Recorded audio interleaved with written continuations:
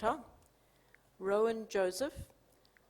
Commander Rowan Joseph has a 22-year service in the Sri Lankan Navy. Commander Joseph was conferred with the Bachelor of Science, Defence Studies in Management and Technical Sciences from General Sir John Kotawala University and a Master's degree in Peace and Conflict Studies from the University of Colombo. He has also represented the Sri Lankan Coast Guard and the Sri Lankan Navy in a number of foreign symposia, seminars and discussion fora during his tenure. He is presently working as the Naval Assistant to the Commander of the Sri Lankan Navy. Commander Joseph will talk to us today on the Trawler Wars in the Palk Bay, maritime security at risk, peace and stability affected. Thank you. Session Chair, ladies and gentlemen, a very good afternoon to all of you. My topic is a pet area of mine that is basically about Indian fishermen poaching in Sri Lankan waters. The topic goes as Trawler Wars in the Palk Strait, maritime security at risk, peace and stability affected. At the very outset of the presentation, I would like to state here, the ideas expressed here are purely mine, and they do not reflect the official viewpoint of the Sri Lanka Navy. We all know Indian fishermen and Sri Lankan fishermen used to share the fishing resources either side of the IMBL since time immemorial, but unfortunately, we see a different trend in the recent past.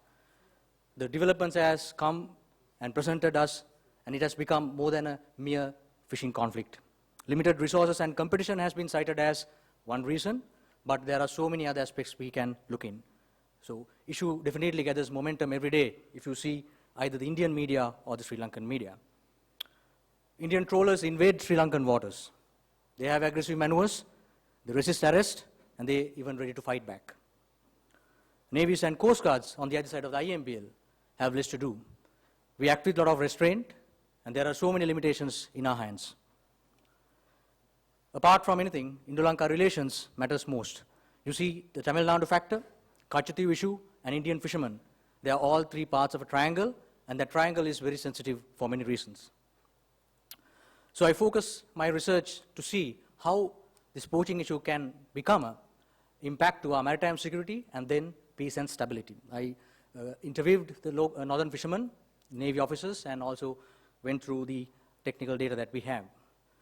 Now the module conceptual framework that I put in will look at the peace component through two dimensions, maritime security and social harmony. You see, these two factors can be affected. Maritime security from Tamil Nadu fishermen poaching, drug trafficking, trail trawler rights. Then we come to social harmony. You see conflicts between with Indian fishermen and Sri Lankan fishermen out at sea and impact on their livelihood. When I look at stability, I went to look through three angles: Indo-Lanka relations, economy, and marine environment. Where again I have 6 elements to look in how best these three components are affected. Obviously, I had the help of 2 theories. One was introduced by John Galtung, that is positive and negative peace. Then Mari Calder's new and all wars. With these 2 theories and the conceptual framework that I put in, I was able to come up with a very simple model, and I was indeed happy to name it as the Trawler War model. It's very simple in understanding. On the x-axis, you have the composition of an Indian fishing, for that case, any fishing trawler. If the fishing fleet continues to expand towards right, the aggression will be more.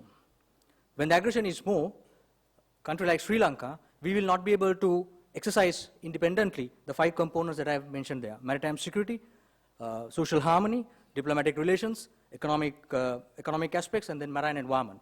Take maritime security, for example. When the Navy cannot exercise or send them out, our maritime security is being challenged. So, a huge trawler fleet is capable of waging war, in other words, without firing a single bullet. That's an alarming situation. These are a few incidents which took place in the recent past, showing violence by the Indian trawlers against the Navy and Coast Guards whenever we try to arrest them. These are the damages caused. They are not accidental, these are intentional. Whenever we try to arrest them, these are what they have done. Our boats are made out of fiberglass, and most of them are aluminum hulled. So Indian trawlers with steel hulls can easily rupture any other hulls. So these are a few images that I have with you.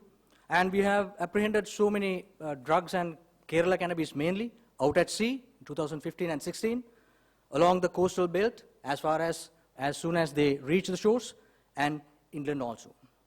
Now this brings us to see what our areas of concern. Now we see expanding the trafficking corridor of Kerala cannabis and heroin.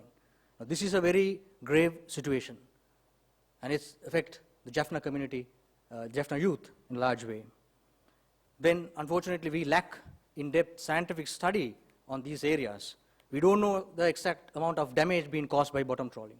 We yet to know the exact damage caused to our economy. We are yet to know the damage being caused to our marine environment. So these are some of the aspects that we need to look very seriously. Then we see double stance from the EU, where in terms of Tamil Nadu IUU fishing and Sri Lankan fishermen in IUU in the Indian Ocean. We came across almost a complete ban from IUU a couple of years ago, but we managed to get out of it. But you see, Tamil Nadu exports IUU fish to EU, US, Japan, and many other countries.